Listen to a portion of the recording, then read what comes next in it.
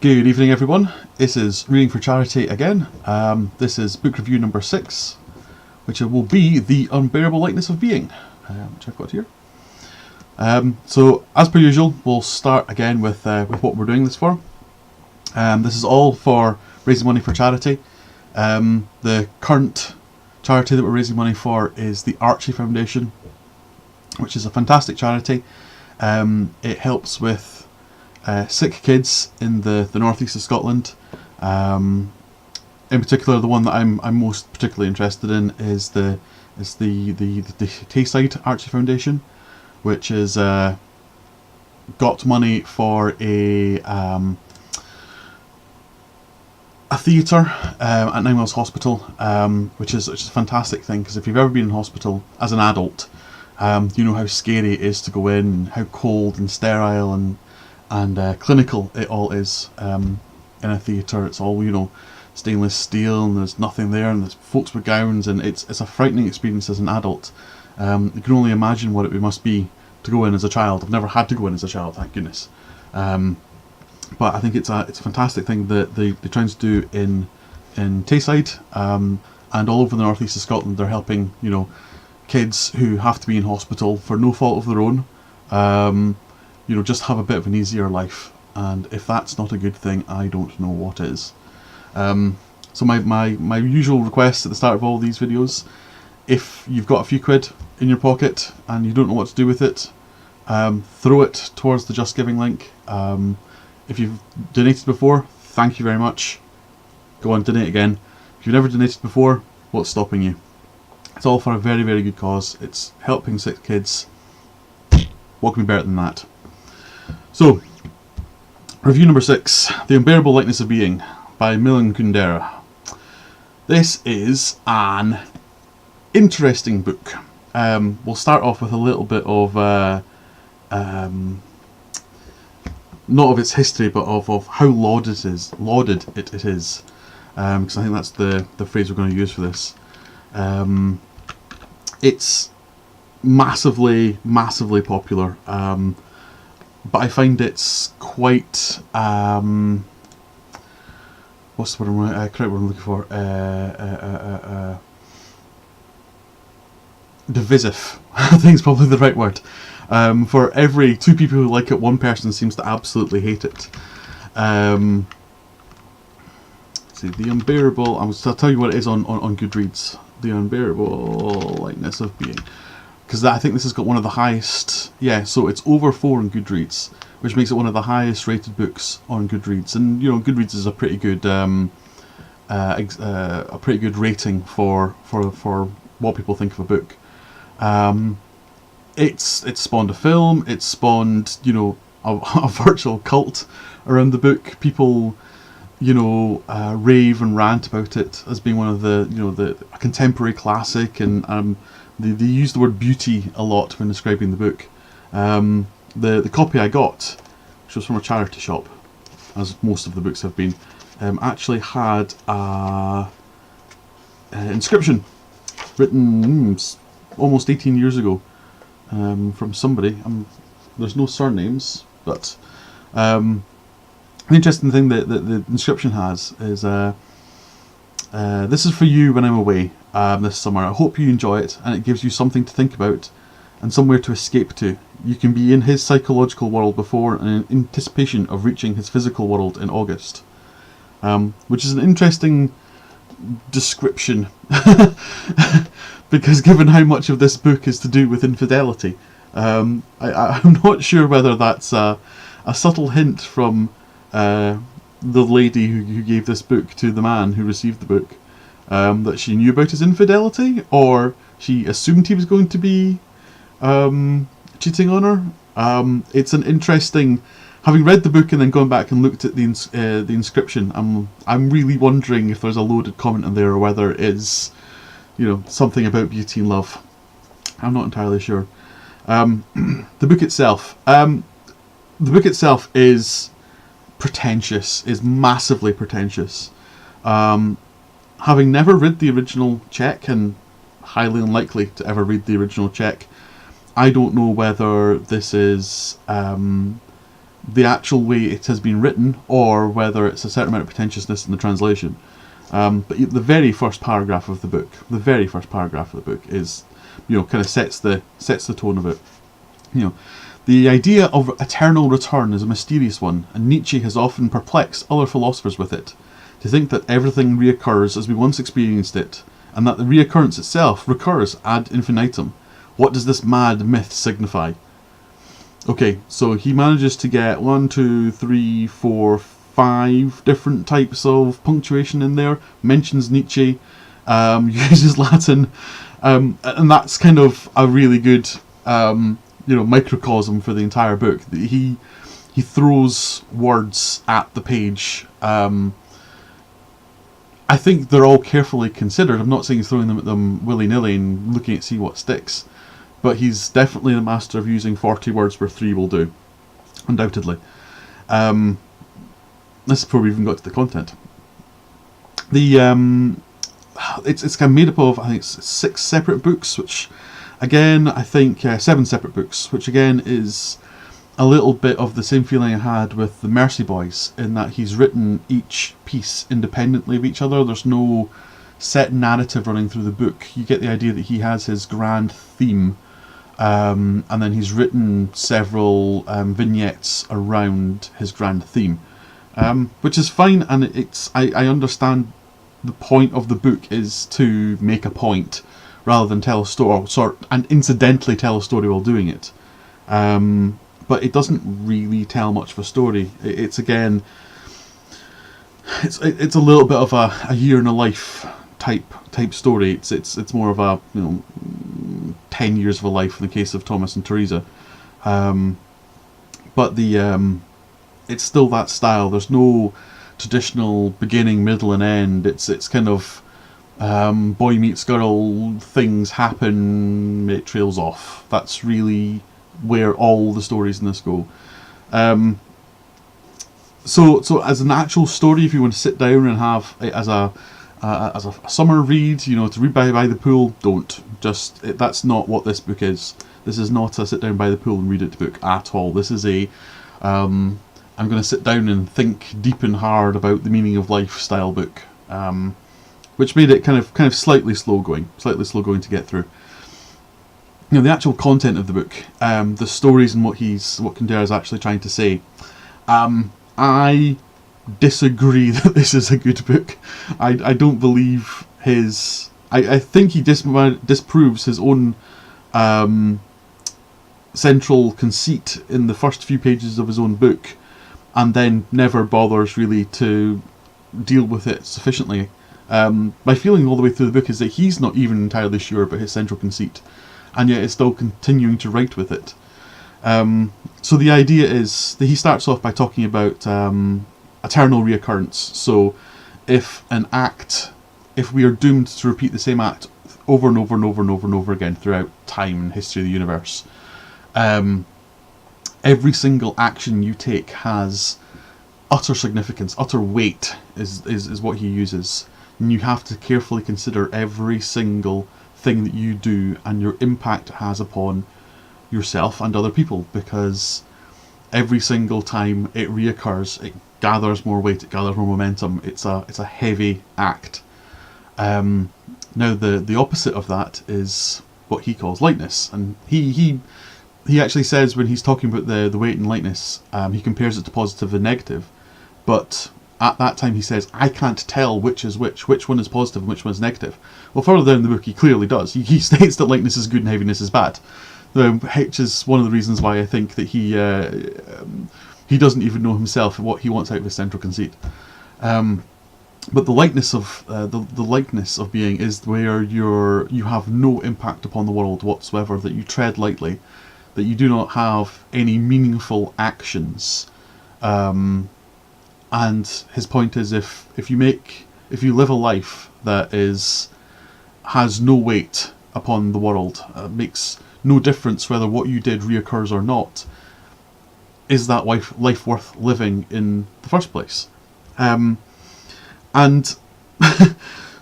I get that conceit. I do get that conceit, but it's an utterly incomprehensible conceit, because There's no one can go through life without having an effect on other people.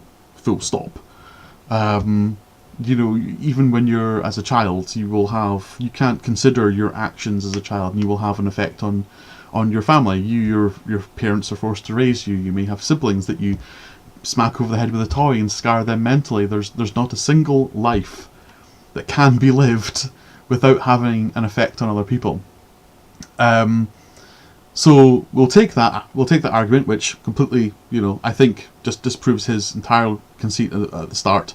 Shift it out of the way and pretend I never made it, and we'll continue on with what Kundera is talking about. So he sets up his main characters, and there's Thomas, who is a natural philanderer. He sees his quest to bed women, and as is described later on, it's almost like he's using a scalpel. So he's a surgeon in his day job, and his night job is to also remove something private and secret from these women, which he uses through sex. There's Teresa, who is the hopeless, and throughout most of the book she's pretty much classed as being hopeless, girl who falls in love with Thomas, and Thomas falls in love with her, and she spends her time despairing at his philandering. There is Sabina, who is his mistress, and who goes through the book. She's the cautionary tale. She's the lightness in the book. Everyone else has weight, and she is the lightness. There is Franz, who is the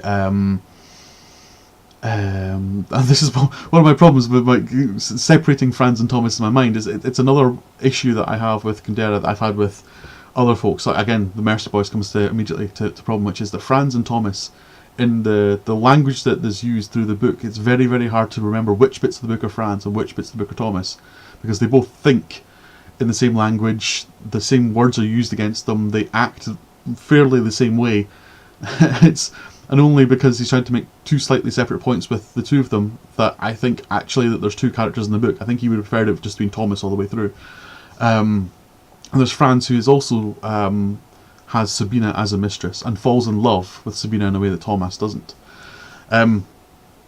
So those are basically the central characters. There's a fifth character who has a great effect upon the book in a way that I dislike, and that's Karenin, the dog, who's Teresa's dog. Thomas gets the dog for Teresa as an apology for upsetting her for one of his philanderings, and they of course kill the dog at the end. And I will never ever ever like a book where they kill a dog to make a point, and it's a bad point at that, and we'll come to that one too.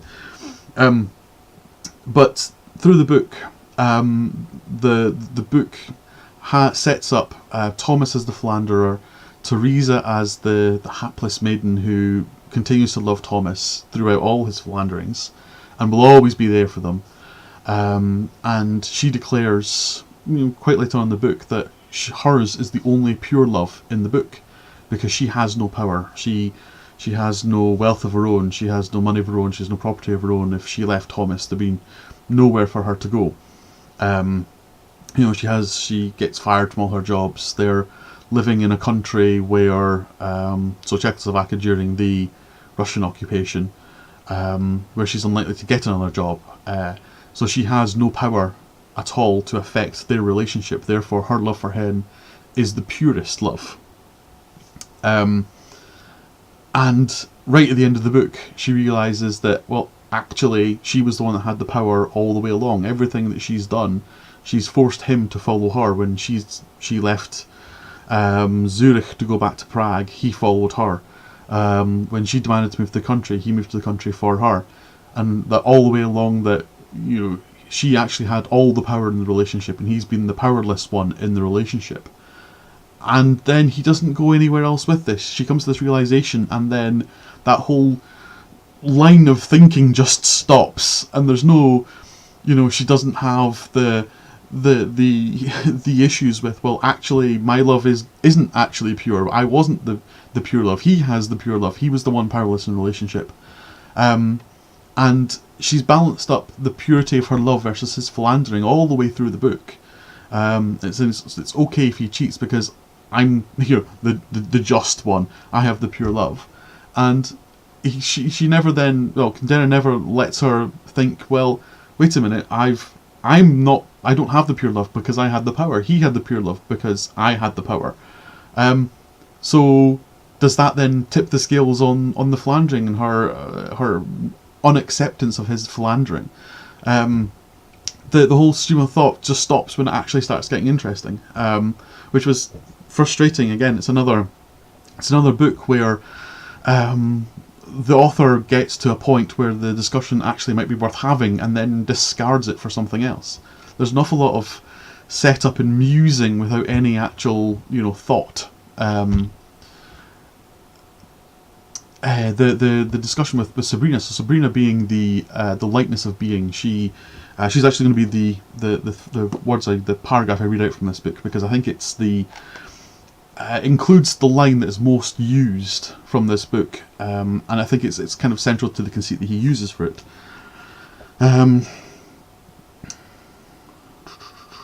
Where are we? There we go. When we want to give expression to a dramatic situation in our lives, we tend to use metaphors of heaviness. We say that something has become a great burden to us. We either bear the burden or fail and go down with it. We struggle with it, win or lose. And Sabina, what had come over her? Nothing. She had left a man because she felt like leaving him. Had he persecuted her? Had he tried to take revenge on her? No. Her drama was a drama not of heaviness, but of lightness. What fell to her lot was not the burden, but the unbearable lightness of being. Until that time, her betrayals had filled her with an excitement and joy, because they opened up new paths to new adventures of betrayal. But what if the paths came to an end? One could betray one's parents, husband, country, love. But when parents, husband, country, love were gone, what was left to betray? Sabrina felt emptiness all around her. What if that emptiness was the goal of all her betrayals? So that's the route that he takes with Sabrina.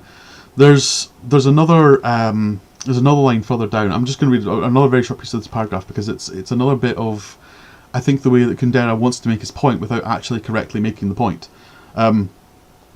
The goals we pursue are always veiled. A girl who longs for marriage longs for something she knows nothing about.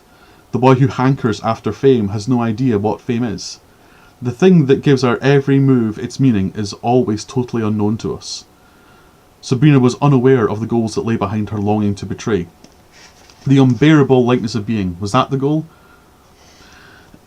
So, I disagree with, and that's the point he's kind of made through the entire book. That's about halfway through the book.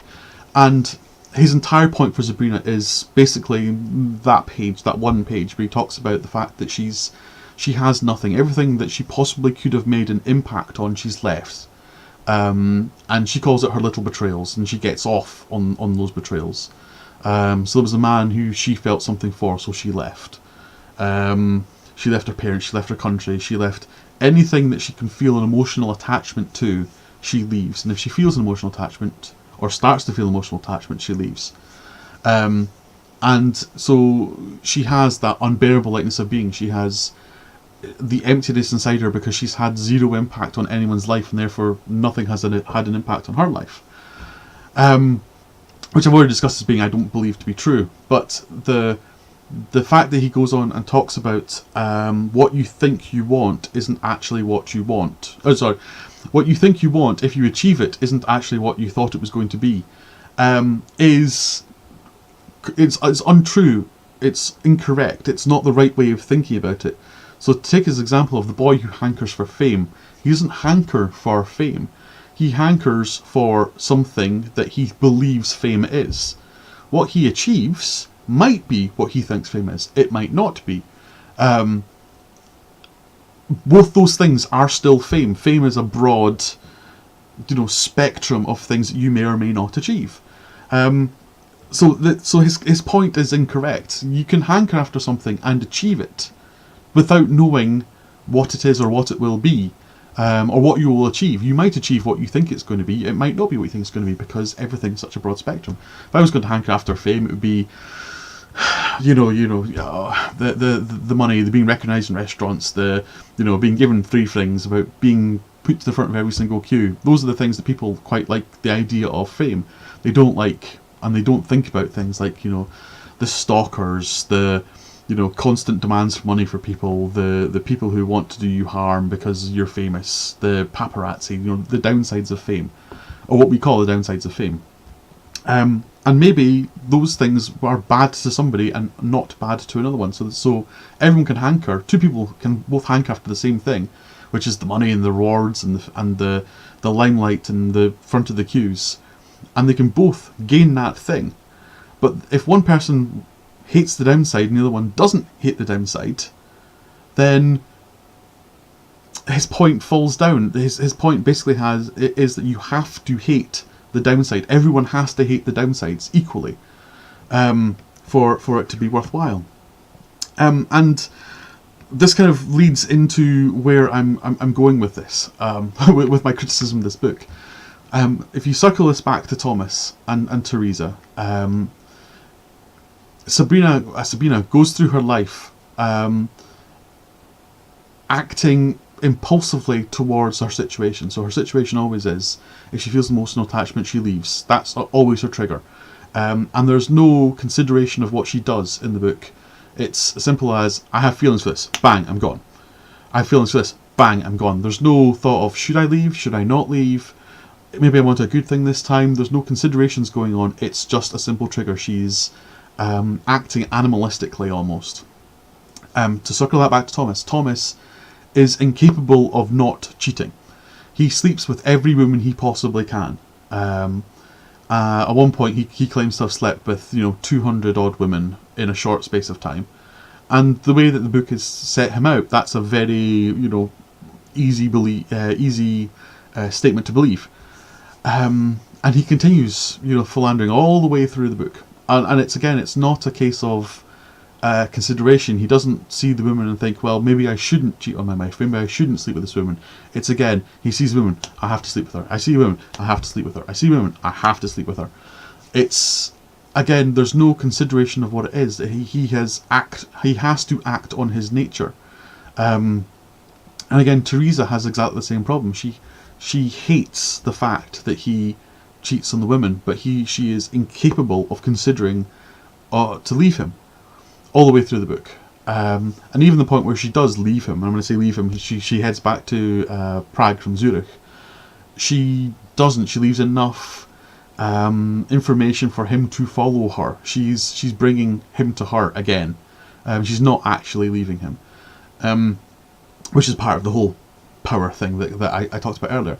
But the point that Kundera ends up making by doing that, and I don't think it's an intentional point for him to be making, is that none of his characters in the book have any free will in what they do. Their entire lives have been mapped out by their desires and their behaviours.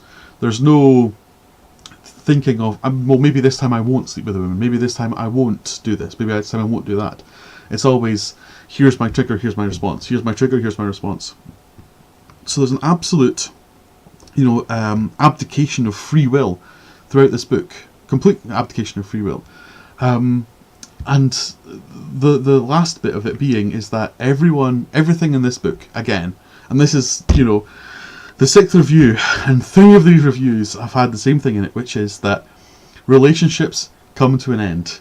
3 of the books have had this conclusion. This is another one. This is another book that has the relationships all end.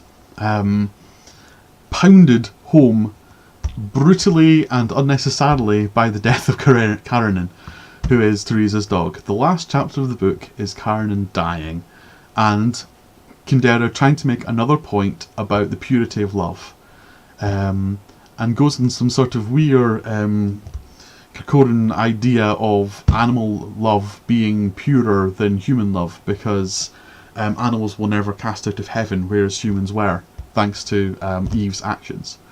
And it kind of throws a spanner in the works, because you sit down and you examine the rest of the book through the eyes of original sin, and you're just going, so do Sabina, and is he suggesting that Sabina and Teresa have original sin and there's some form of punishment going on there for it? And it's just such a clunky introduction of religion into a book that up to that point has had no mention of religion, that you go back and examine the rest of the book and it's like, well, it doesn't actually seem to have any play any part in the rest of the book. It's not like a aha moment and you go back and you go, well, actually, it just seems to be yet another clunky vignette stuck on the end to try and make his central point.